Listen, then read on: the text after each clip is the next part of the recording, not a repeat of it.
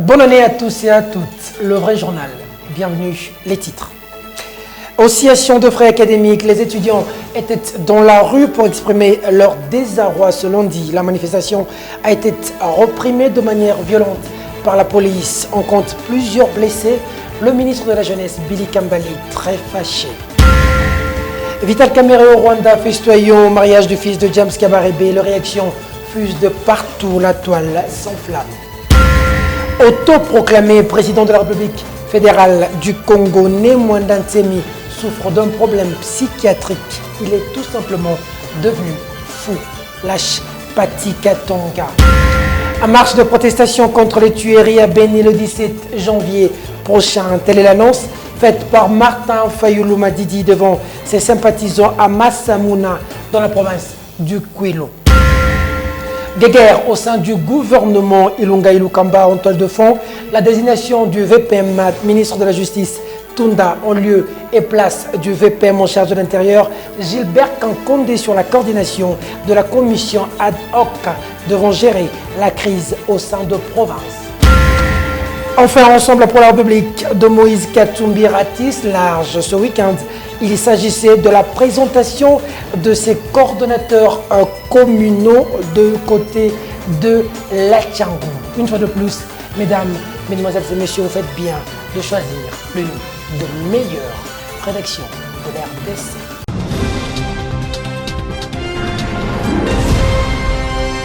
Le chef de l'État, Félix-Antoine Tshisekedi Tshilombo, a fait le déplacement de l'Angola dimanche où il a rencontré son homologue angolais João Lourenço. D'après un communiqué relayé par Politico.cd, les deux présidents ont discuté sur l'affaire opposant Syndicat Dokolo et l'État angolais. Philippe Vampi. Selon un communiqué de la maison civile du président de la République, Félix Tshisekedi, et João Lourenço, président de la République d'Angola, ont examiné les conséquences de la décision du tribunal provincial de Luanda du 30 décembre 2019 sur sa décision de geler les avoirs des syndicats Dokolo et principalement ceux de son épouse Isabelle dos Santos. Si ces communiqués n'apportent pas de détails précis autour de ce qu'ont discuté les deux chefs de l'État, à ces propos, ils soulignent néanmoins que, s'agissant de la lutte contre la corruption et l'impunité, les chefs d'État ont estimé qu'il y avait une grande magnanimité de la part de l'État angolais et à établir un délai de grâce en vertu de la loi numéro 9/18 du 26 juin sur le rapatriement des ressources financières, opportunités non saisies en temps voulu. Après cette période, les Angolais ont toute légitimité d'assurer le rapatriement effectif des capitaux placés hors du pays. La justice angolaise a annoncé la saisie préventive des comptes bancaires et le gel des actifs des entreprises d'Isabelle dos Santos, la fille de l'ancien président angolais Eduardo Santos. Syndicat Dokolo, activiste congolais, également visé par cette décision. Le chef de l'État angolais a également déclaré, selon les mêmes documents, que l'exécutif ne s'ingère pas dans l'action de la justice, respectant ainsi le principe du respect de la séparation du pouvoir.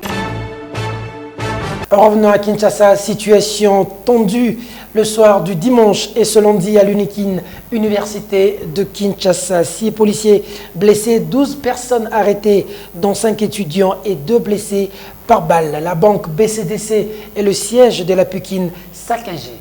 Philippe Vampi. Nous sommes le soir du dimanche à l'université de Kinshasa où les étudiants habitant les halls de son campus manifestent contre la hausse du frais académique. Des pneus ont été brûlés.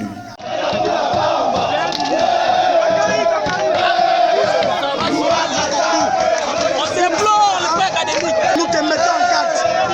Oui, c'est vrai, tu nous as cité. Tu avais les universités où c'est. Alors, nous, ici, à l'université de Kinshasa, nous devons dire, nous l'avons y imposé. Le frais académique doit être réuni au hauteur du jour. C'est Félix Tshisekedi, prenez les choses au sérieux. Là, ça va vous aller sentir. Donc, on n'a pas besoin de vous. Le taux que nous allons payer, nous devons le taux de 92. À l'aube du lundi, malgré la présence de la police, la tension est encore vive. Les étudiants font procéder au jet des projectiles. La police répond par des gaz lacrymogènes. Cette étudiante, blessée par balle, acheminée à l'hôpital par ses camarades.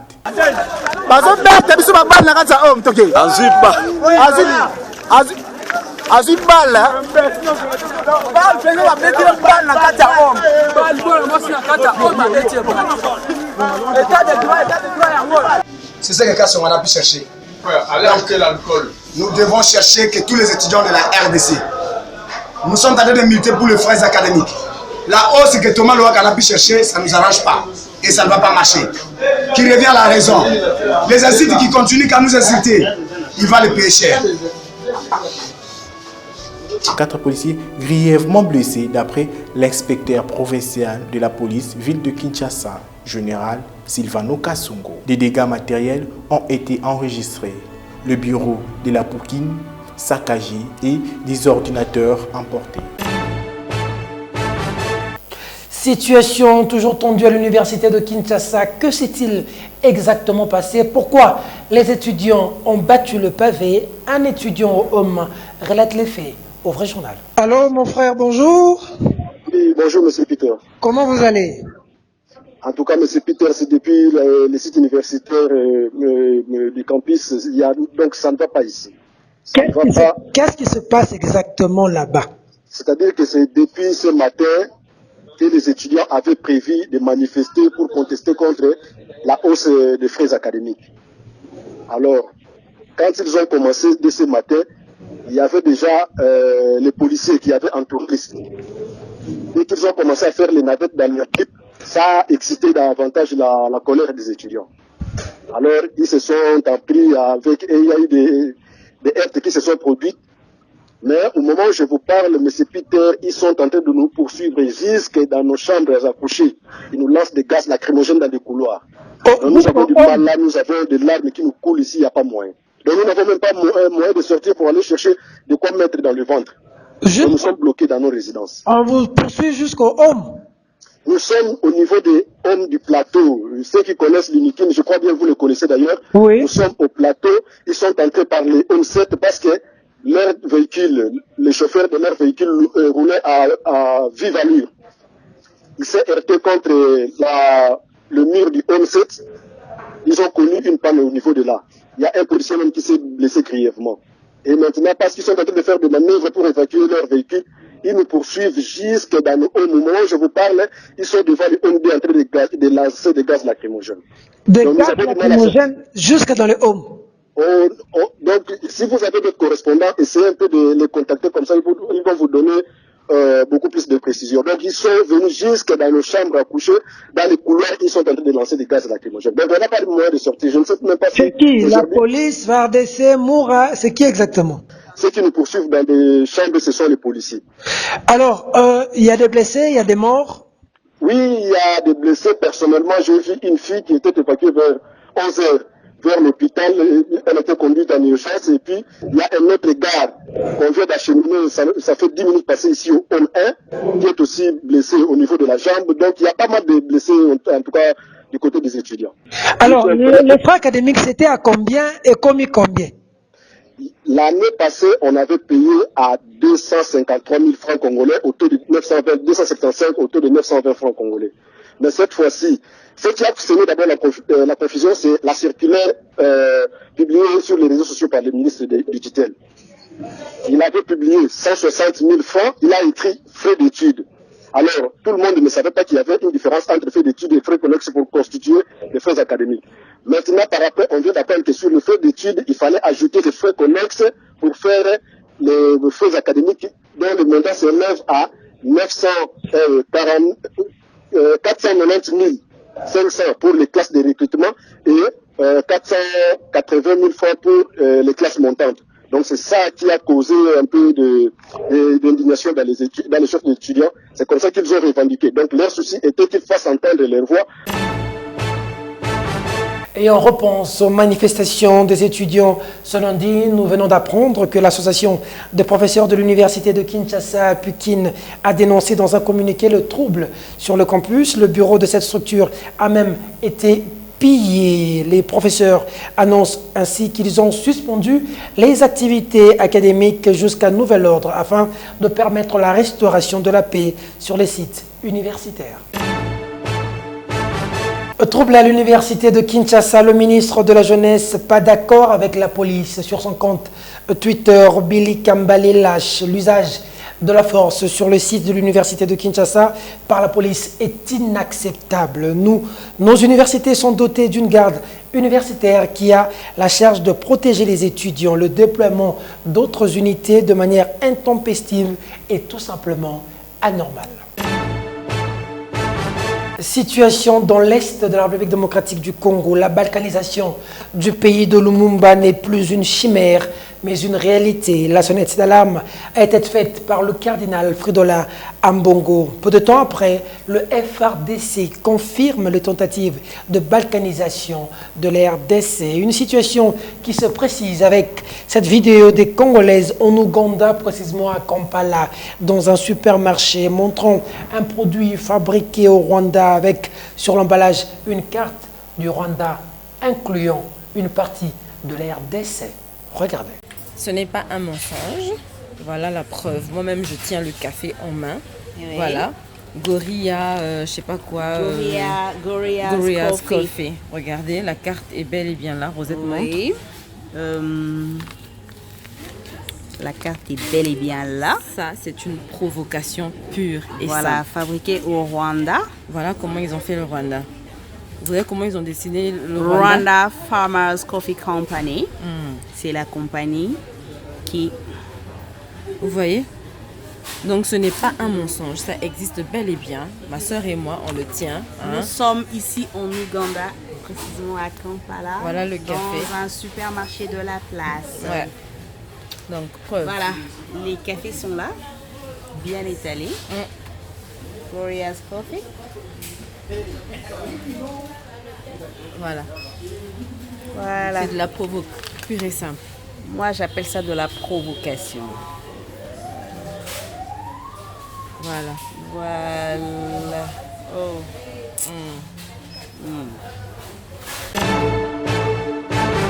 Martin Fayulu Madidi projette une marche pacifique le 17 janvier prochain. Ceci, afin de montrer à la face du monde l'indignation des Congolais sur des graves tueries des civils dans l'Est de la République démocratique du Congo, constatée depuis plusieurs temps. Cette annonce a été faite devant d'importantes foules venues l'écouter ce 2 janvier passé à Massamouna. Nous sommes là dans la province du Kwilu. Juste à Manioko. Le territoire de Massamouna dans la province de Kwilu était tombé sous la coupe de Martin Fayulu le jeudi 2 janvier dernier. L'homme n'avait qu'un seul message à la population, la tenue prochaine d'une très grande marche pacifique destinée à manifester l'indignation contre les tueries qui sévissent actuellement à Béni.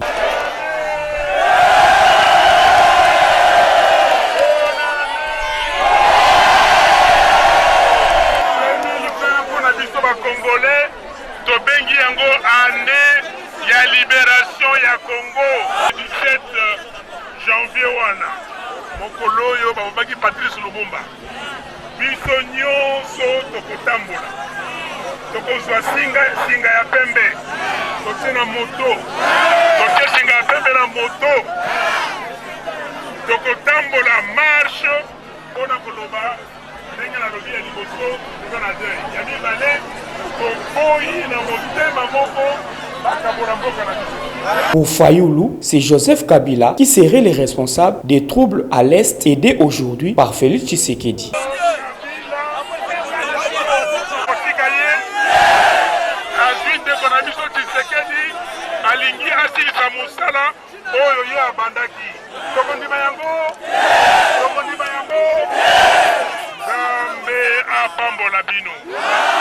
Les rendez-vous est donc pris les jours J. Nous vous le disions en titre, la vidéo s'est répandue comme une traînée de poudre. Le directeur de cabinet du président de la République, Vital Kamerhe, est invité au mariage du fils de James Kabarebe, conseiller en matière de sécurité du président Kagame, en offrant 30 vaches. Tollé général, Philippe Vumpi fait le point. Cette vidéo fait le buzz sur les réseaux sociaux où on voit Vital Kamerhe, directeur du cabinet du président de la République Félix Tshisekedi, invité avec son épouse au mariage du fils du général rwandais James Kabarebe. Vital offre 30 vaches au jeune couple. Formellement la tradition Chi, puisque moi je suis Mouchi ici à côté, quand on va à un mariage, on donne toujours des vaches. Et donc nous avons décidé de donner 30 vaches aux jeunes mariés.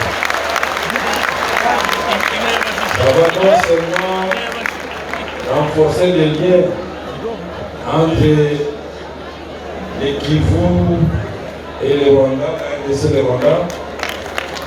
Je voudrais dire aux jeunes hommes que quand les vaches là vont mettre pas, je peux me donner chaque fois soit dîner, soit tempo. C'est la tradition.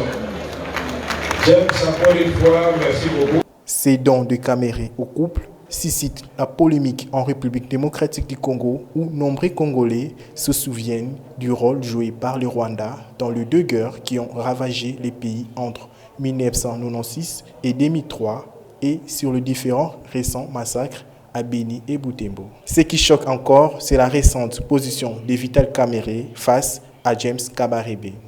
Alors que le Rwanda et l'Ouganda disaient que c'est une affaire interne aux Congolais. Mais voilà que d'un côté, vous avez James Kabarebe avec l'armée rwandaise et de l'autre côté, James Kazini, alors de James comme par hasard, à la tête de l'armée ougandaise en train de s'affronter dans la ville de Kisangani. Et on a massacré femmes, enfants, jeunes et vieux et cette ville a été saccagée. Et là, la communauté internationale devant une telle tragédie qu'il fallait qualifier de génocide, clairement. Il ne s'agissait là que d'une diplomatie pouvant approcher l'ennemi pour mieux le neutraliser, estime le communicateur de Cash, Pati Katonga. Point n'est besoin de polémiquer sur cette question. Faisant d'une pierre deux coups, le proche de Vital Kamerhe qualifie Némouana Ntsemi de fou au regard de son autoproclamation comme président de la République. Bosco Kabomba. Pati Katonga estime que Vital Kamerhe n'a pas péché à participer à une fête du fils de James Kabarebe et cela entre dans le cadre de la diplomatie agissante. Nous sommes condamnés à vivre avec le Rwanda. Et pour cela, nous devons nous inscrire dans la dynamique de la paix. Que vous pouvez voir des images que vous avez vues d'amitié et stratégiquement. Lorsque vous voulez mieux cerner votre ennemi, il est conseillé de se rapprocher de lui. Nous savons qu'il y a des problèmes. Nous savons que ce qui se passe à l'est de notre pays est inacceptable. Nous savons qu'aujourd'hui, la stratégie de la balkanisation a assez avancé. Mais nous savons aussi que nous pouvons mettre fin à cette spirale de violence que par la diplomatie en discutant avec nos voisins. Vital Kamerhe est d'une intelligence fine et extraordinaire. C'est le meilleur d'entre nous. Moubake n'est pas plus congolais que Vital Kamerhe. Vital Kamerhe, je le connais. Je connais sa famille. Je connais sa mère. Je discute avec sa mère. Je parle avec sa maman biologique. Concernant le propos de Némouana Ntsemi, le communicateur du Cash le traite des psychopathes. Némouana Ntsemi, un psychopathe qui relève des hôpitaux psychiatriques. Parce que pour être président de la République, il y a des conditions. La première condition, il faut être candidat à l'élection présidentielle. Et puis il y en a d'autres conditions qui suivent. Lui n'a même pas été candidat.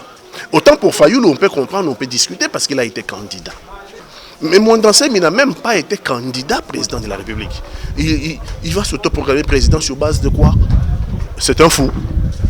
Nous sommes face à un fou. Et oui, il l'a bel et bien fait. L'ancien député national Némouana Ntsemi, leader du mouvement politico-religieux Boudou Mayala, s'est autoproclamé président de la République fédérale du Congo par un coup d'état divin. C'était au cours d'une adresse devant ses fidèles le samedi dernier. Jocelyne Lang. Après avoir traité l'ancien président de la RDC, Joseph Kabila, de l'étranger et lui demande de s'exiler pour un délai de 3 ans, Némouana Ntsemi s'autoproclame président de la République démocratique du Congo. Devant ses fidèles, le patron de Boudou Mayala s'est dit être bénéficiaire d'un coup d'état divin qui met fin à une présidence des mascarades de Félix Tshisekedi. Au ciel. Voilà, mes chers compatriotes, la mission que le Seigneur Sabaoth m'a donnée. De mettre fin à la misère du peuple congolais. Ainsi, à partir de ce jour, ce 4 janvier, la présidence de mascarade de Félix Tshisekedi, qui n'a pas été élu par le peuple, prend fin.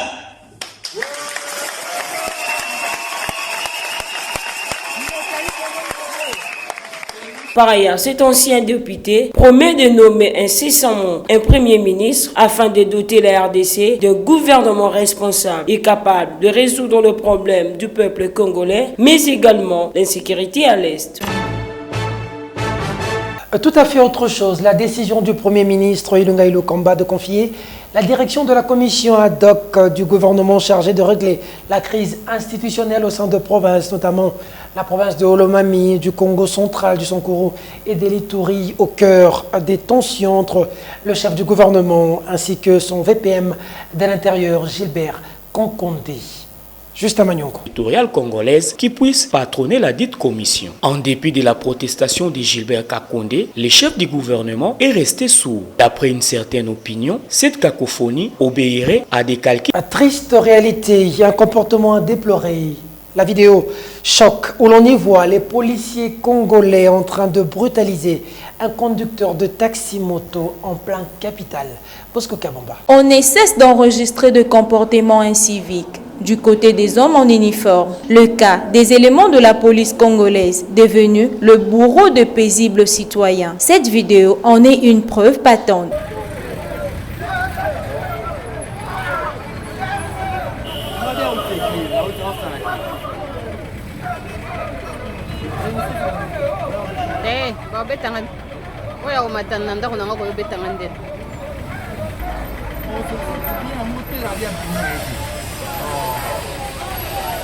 La balle est du côté des autorités invitées à sanctionner de tels actes.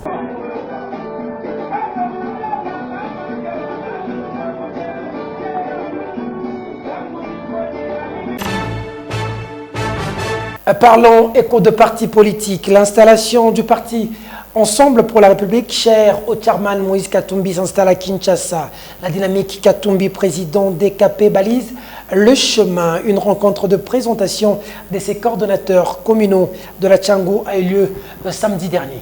Regardez. Bibois a vibré au rythme de la dynamique Katumbi, président DKP. Cette dernière prépare l'avènement à Kinshasa du parti de Moïse Katumbi, Ensemble pour la République.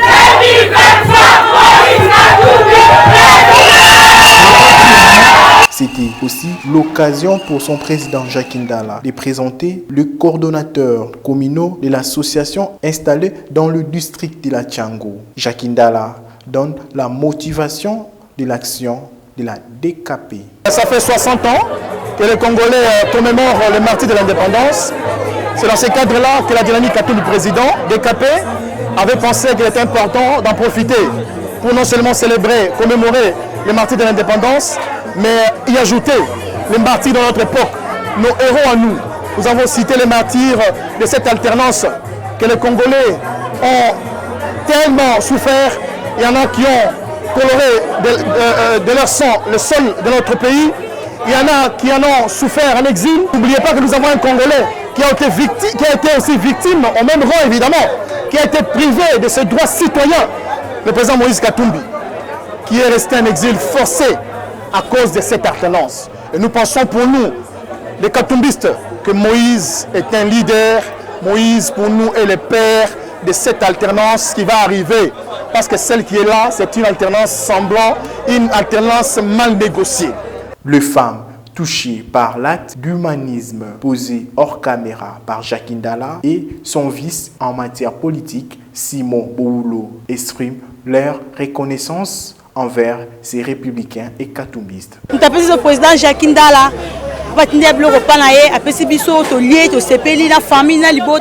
Et en plus, tu es sous awa, tu es un makas. Tu es arrivé na ye, tu es bien makas.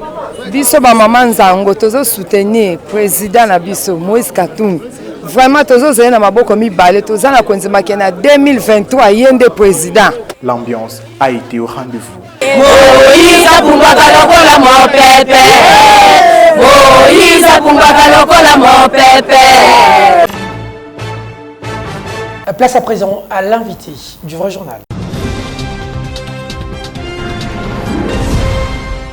Papa, bonjour. Bonjour. Comment vous allez, papa? Bon. Mon état de santé, c'est ça que... Un peu bien. Vous êtes venu nous voir. Selon les informations de notre possession, c'est vous qui êtes à la base du code de la route que nous avons aujourd'hui. Et le gouvernement vous devait, depuis l'époque de Mobutu, mais jusqu'à ce jour, le gouvernement ne vous a jamais payé. De quoi s'agit-il exactement? C'était avoir un nouveau code de la route, comme il y en a eu dans les autres pays. Et c'est là où la complication a commencé. Vous savez, l'ONU donne 1 an. Quand pour tous les pays, c'était 1 an. Une fois vous adhérez, après 1 an, il faut appliquer. Mais on a demandé, comme le président avait signé déjà, il n'avait pas d'argent, le budget, ce n'était pas prévu. Et on ne pouvait pas laisser, comme on n'a pas de budget, on ne pouvait rien faire. L'État a tout, on a essayé, ils ont dit non. Parce que pour l'honneur du pays, j'ai dû m'engager. Vu le délai, on a un parti. J'ai dû m'engager. J'ai dû m'engager pour mettre sur pied le nouveau code de la route. Quand vous dites que vous êtes engagé, ça veut dire que vous avez pris des prêts à l'étranger? Oui, c'est des amis qui m'ont aidé parce que l'État m'avait assuré que après le budget prochain à 81, il devait me rembourser. Et tout ça, je devais bien élaborer, puisque on comptait pour l'application en Afrique ici, comptait sur le Z et moi. Alors ce que vous avez dû financer, ça s'élève à combien? Le montant. Le montant que le gouvernement vous doit, c'est combien? Globalement, c'est 2 millions. 2 millions? 2 millions qui étaient prévus. Et 2 millions de francs congolais? De dollars. Alors, ces 2 millions de dollars, vous ne l'avez pas, pourquoi?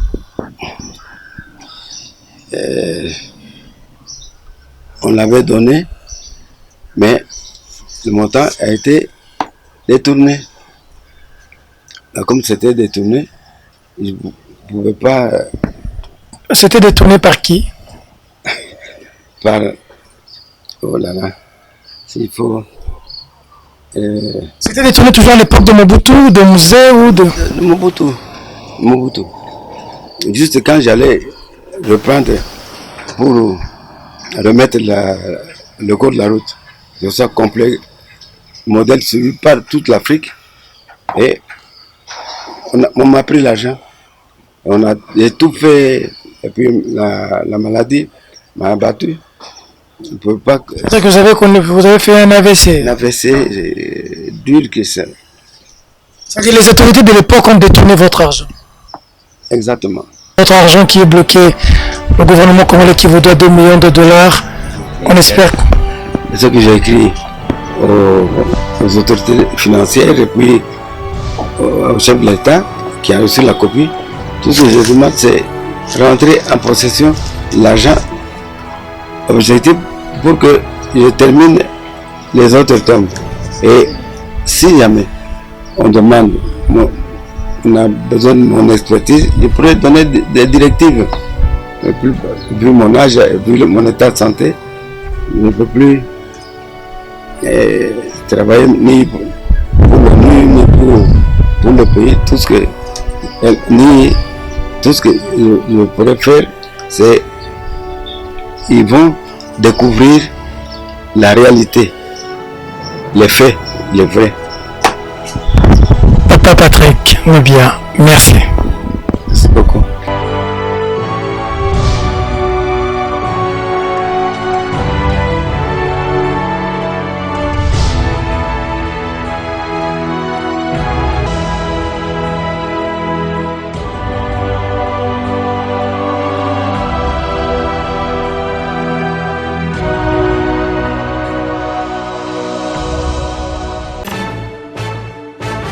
Merci de la sympathique attention que vous nous avez accordée à l'université de Kinshasa et partout ailleurs dans le monde. Et mesdames, mesdemoiselles et messieurs, ce journal est terminé. Au revoir.